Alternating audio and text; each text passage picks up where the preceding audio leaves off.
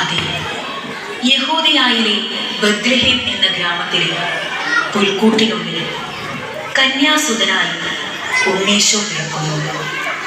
മഹത്തായ ആ തിരുപ്പിറവിയുടെ രംഗാവിഷ്കാരം നടത്താൻ ശ്രമിക്കുകയാണ് നമ്മുടെ കൊച്ചുകൂട്ടുകൾ.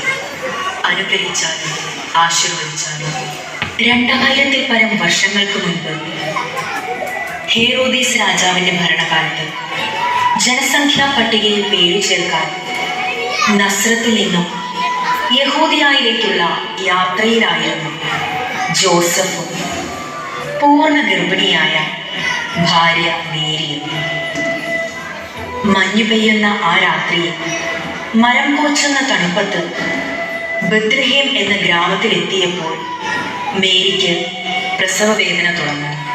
ആ പ്രദേശത്തുള്ള എല്ലാ വീടുകളിലും അന്വേഷിച്ചെങ്കിലും ആരും അഭയം നൽകിയില്ല.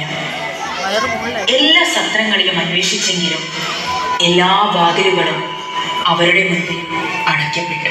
പ്രിയമുള്ളവരെ, യഥാർത്ഥത്തിൽ സഹായമർഹിക്കുന്നവരെ പുറംതള്ളുന്ന കാഴ്ചകൾ നമ്മൾ ഇന്നും കണ്ടുകൊണ്ടിരിക്കുകയാണല്ലോ.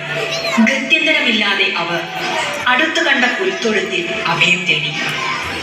അവിടെ വെച്ച് ഉണ്ണീശോ ഭൂജാതനാകുന്നു.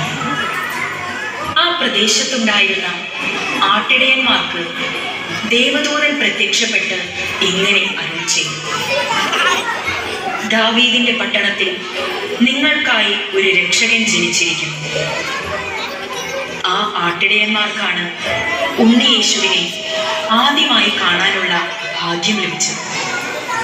അതിനുശേഷം കിഴക്കുദേശത്തു നിന്നും 3 രാജാക്കന്മാർ ഒരു നക്ഷത്രത്തെ പിന്തുടർന്ന് പുൽക്കൂട്ടിലെത്തി ഉണ്ണിയേശുവിനെ കണ്ട് വണങ്ങി.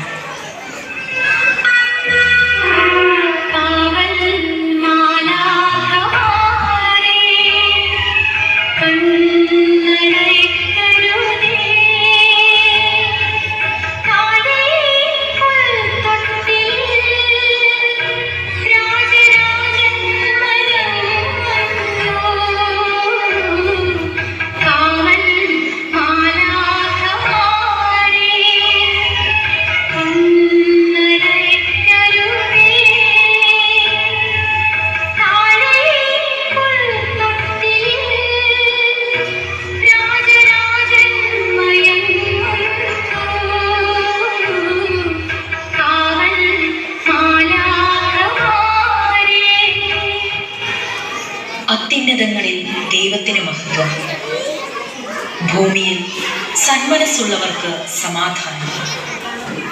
ഇതാണല്ലോ ക്രിസ്തുമസിന്റെ സന്ദേശം. ആയതിനാൽ നമ്മൾ ഓരോരുത്തരും സന്മനസ്സുള്ളവരായ സമസ്ത ലോകത്തെയും സമാധാനത്തിലേക്ക് നയിക്കാമെന്ന പ്രത്യാശയോടെ നമുക്ക് ഈ ക്രിസ്തുമസിനെ വരവേൽക്കാം.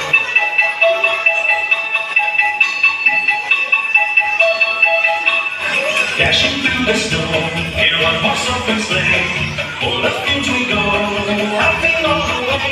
The bells on Monday ring, they make our spirits bright. The fun is to ride and sing a sleighing song tonight. Jingle bells, jingle all the way. Oh, what fun it is to ride in a one-horse open sleigh. Jingle bells, jingle all the way. Oh, what fun it is to ride in a one-horse open sleigh.